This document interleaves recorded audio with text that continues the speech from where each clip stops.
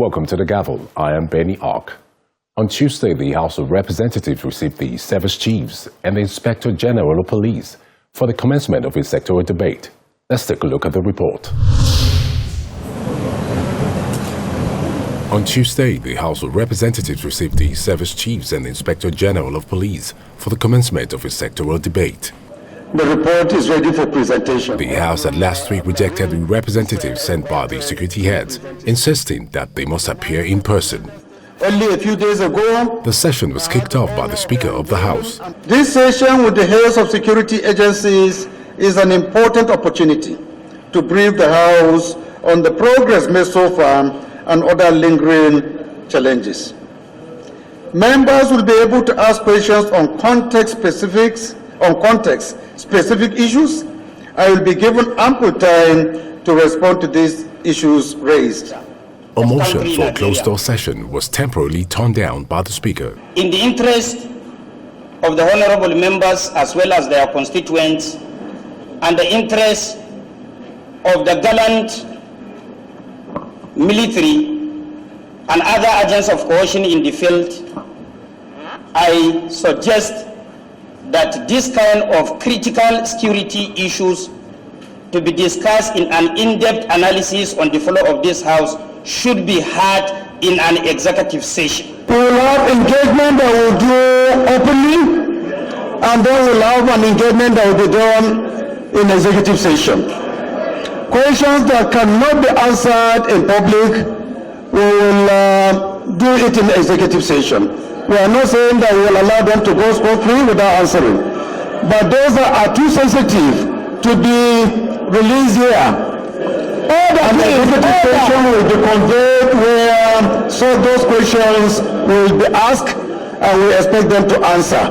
The service chiefs gave their opening remarks on their challenges and efforts in their various formations to address security challenges across the country. The use of improvised explosive devices confer advantage on an inferior force.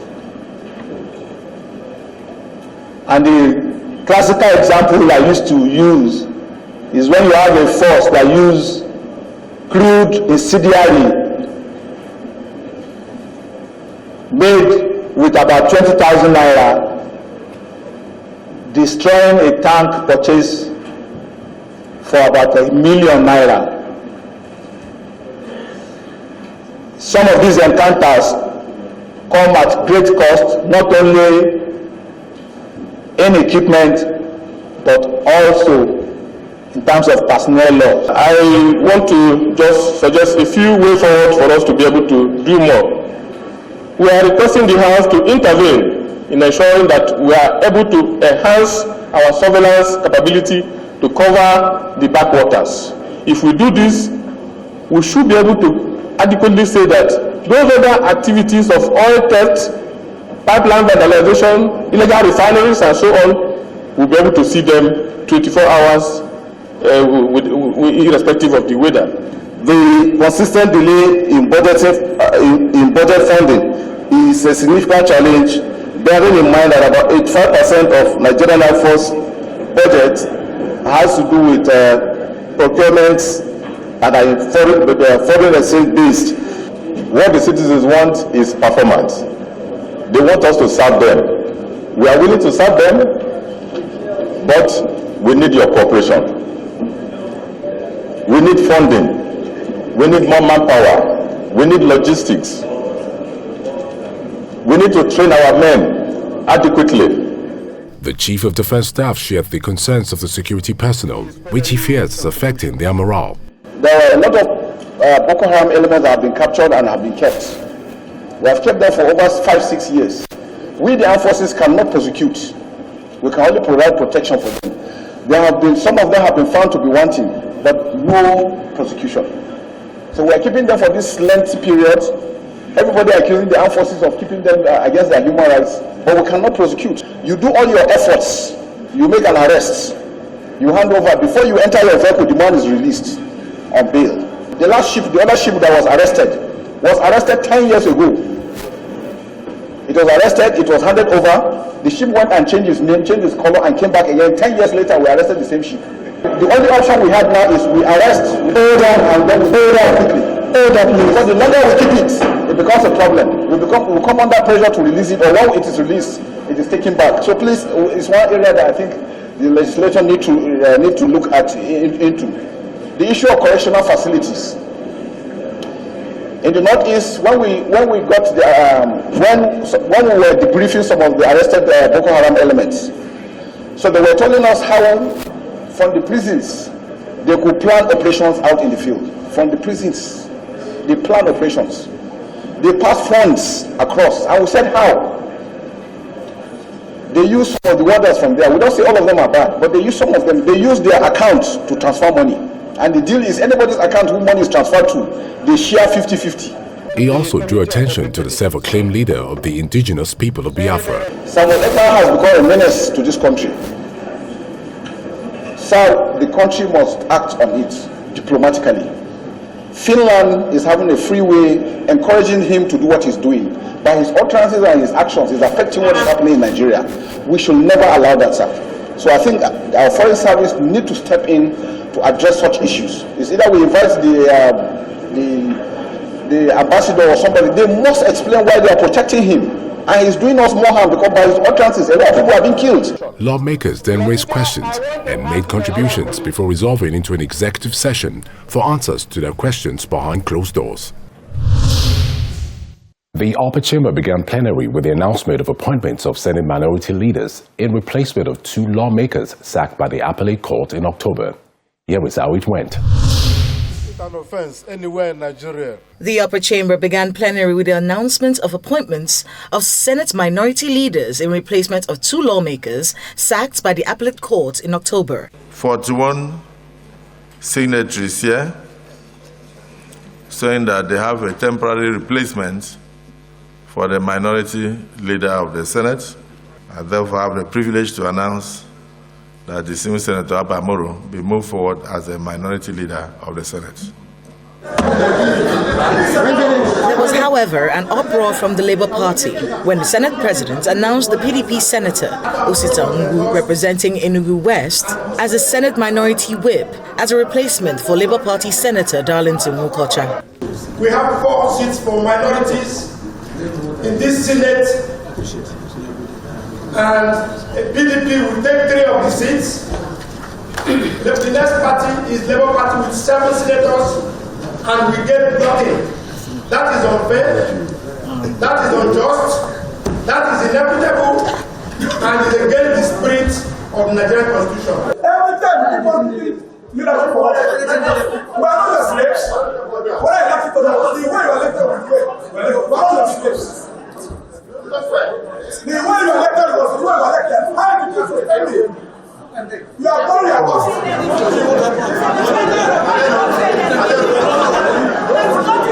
You need to know that all you need to produce a leader is majority. If you are like 48 or 49 and 41 people have signed for Abba Moro, what is the reason why you say the Senate President should not announce? I just want to plead with my colleagues to understand that my job here is not to take individual opinions or to work on the basis of what is convenient to you, but to work on the basis of truth. Meanwhile, the Senate has urged the federal government to immortalize the designer of Nigeria's national flag, Pa Taiwo Akinwumi, who passed on August 29, 2023. The lawmaker, after the motion moved by Senator Sharafuddin Abiodun, representing Oyo South, observed a minute's silence, urging the federal government to conduct a state burial in his honor for his befitting role in the design of the national flag. Further aware that late Akinwumi's design of the Nigerian national flag is not just a piece of cloth. It represents the hopes and dreams of an entire nation. It is a powerful symbol of our unity in diversity, our resilience, and our commitment to a shared future. Immortalizing him, therefore, and granting him a state burial is a demonstration of the respect and honor that Nigeria accords our heroes, living or late.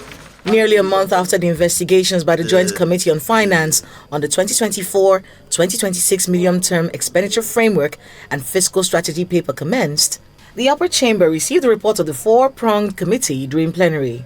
In accordance with Section 11, subsection 1B of the Fiscal Responsibility Act 2007, which requires that the federal government of Nigeria prepares the medium-term expenditure framework and fiscal strategy paper to, among other things, encapsulate the policy thrust behind government's revenue and expenditure estimates for the next 3 financial years, highlighting its revenue projection, expenditures, plans, and fiscal targets over the medium term based on a reliable and consistent fiscal outlook.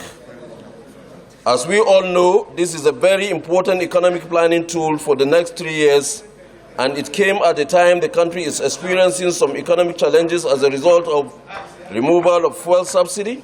Recognizing this fact, the federal government will, more than at any other time before, strengthen the implementation framework required to achieve the economic challenges in the 2024 to 2026 MTEF FSP. The recommendations include a borrowing plan of 7.8 trillion naira, a deficit of 9 trillion naira, revenue projection at 16.9 trillion naira, proposed spending at 26 trillion naira, debt service at 49%, benchmark for oil price at $73.96, and foreign exchange rate at $1 to 700 naira, among others. Oil production 1.78 million barrels per day, GDP growth rate 3.76%, inflation rate 21.4%, and a projected revenue of 16.96 trillion naira. 8.7 trillion naira. In the lower chamber, Honorable Jeremiah Umaru drew attention of Parliament to concerns surrounding the remitter platform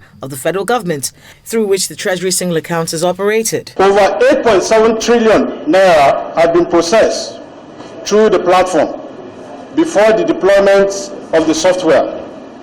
The Nigerian government had over 15,000 bank accounts operated by ministries, departments, and agencies.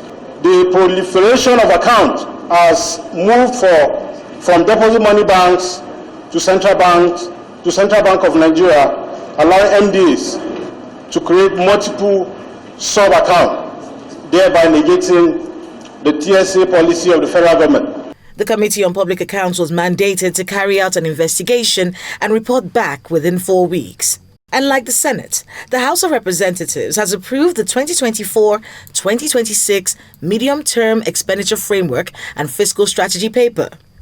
The House further approved the recommendations of its committees on finance, loans, and debt management that, having discovered that the subsidiaries of NIPOST, so created, are irregular and illegal, they be wound up and deregistered immediately. Also, that all tax waivers not directly linked to non-governmental, non-profit organizations should not be granted, while all tax waivers from 2015 to date should be investigated by the relevant committees of the House.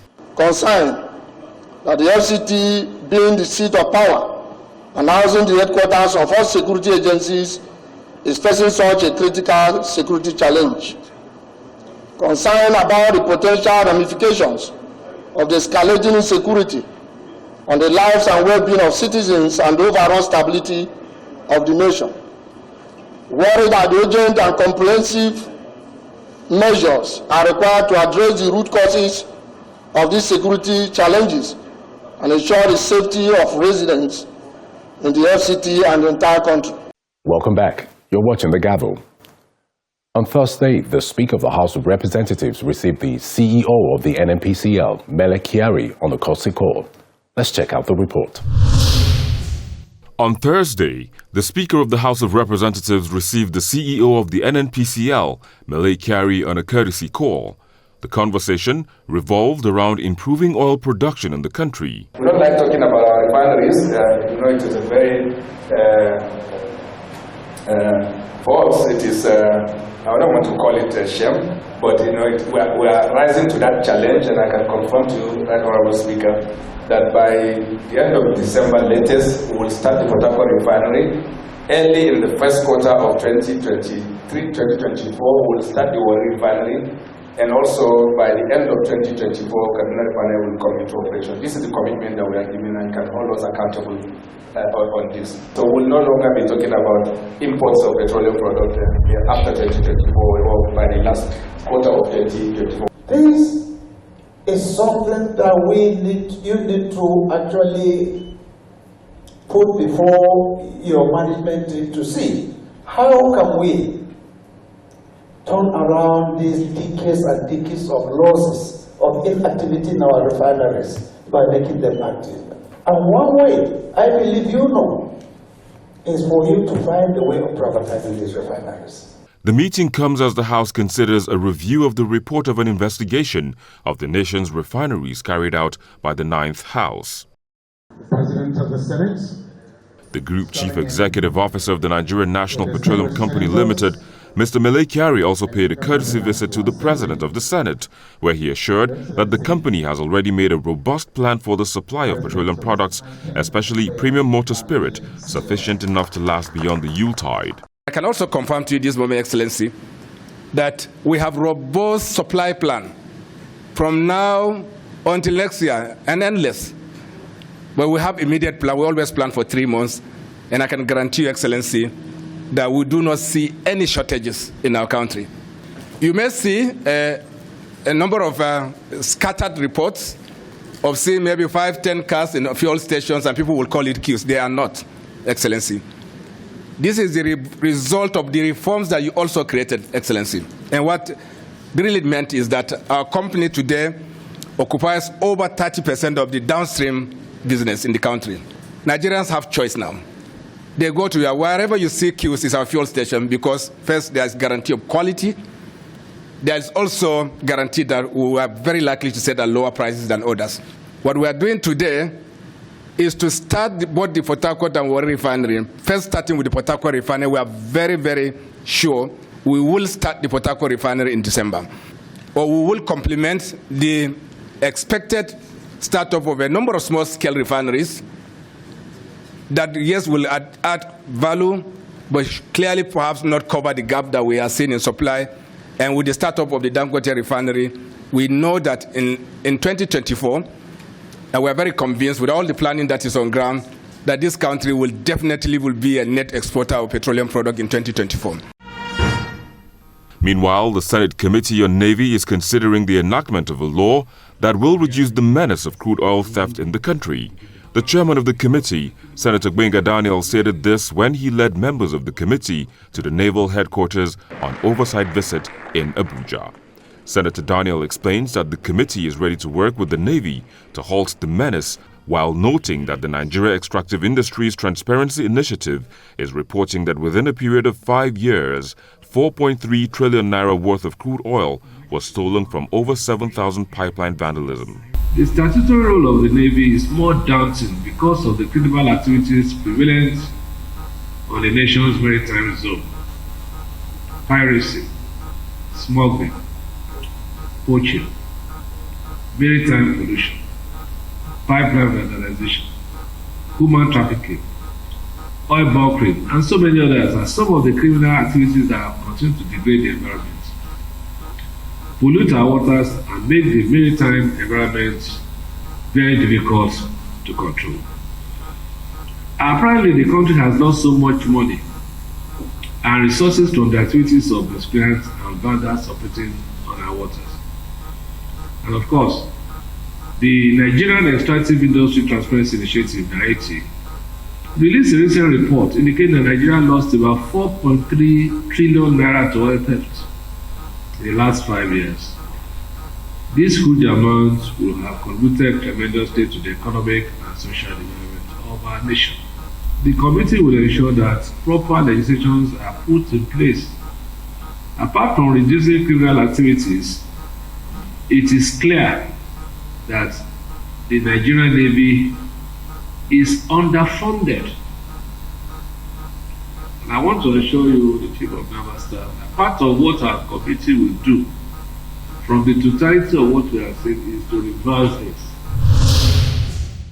On Constituency Focus this week, we have the Honorable James Barker representing Hong Gombe Federal Constituency of Adamawa State. He talked about his constituents and his plans for them.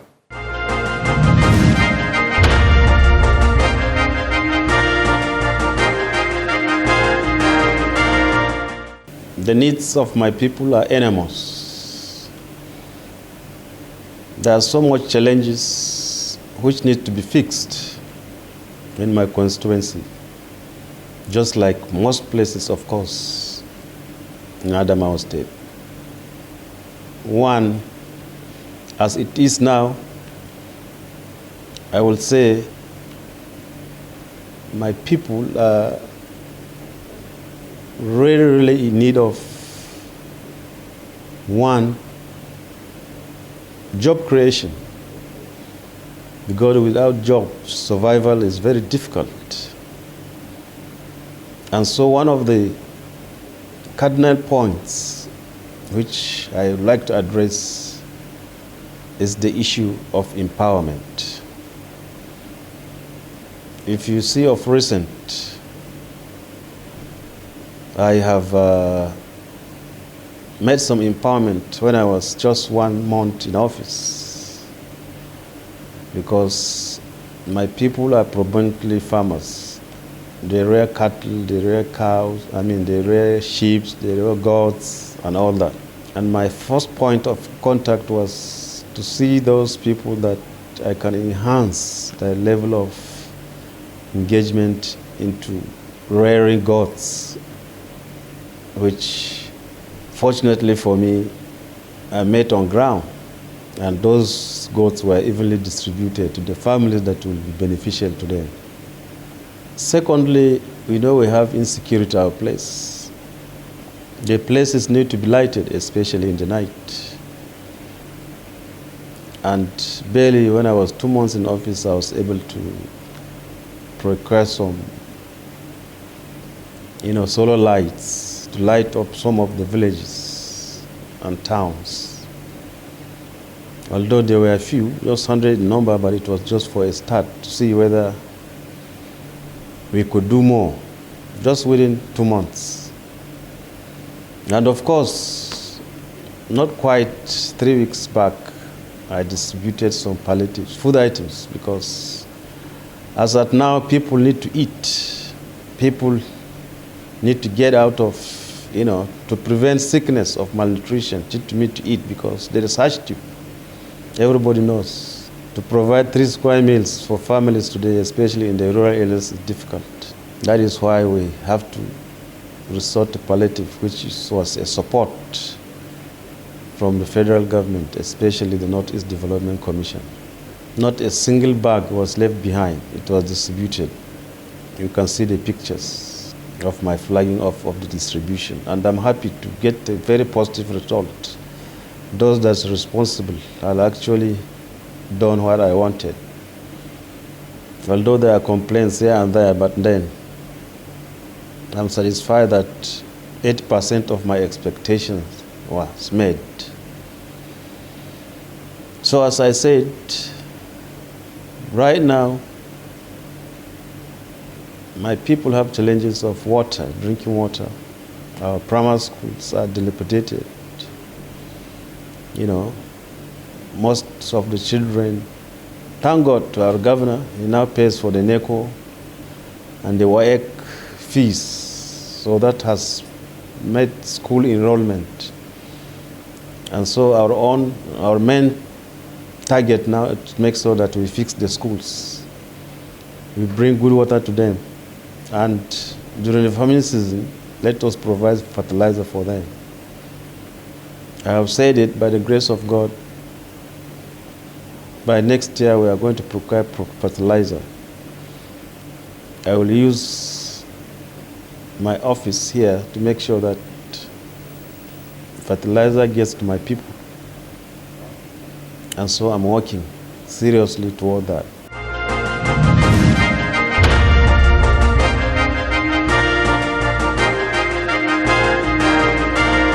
That's all the time we have on the Gavel this week. And until the Gavel comes your way, same time next week, I am Benny Ark. Be well.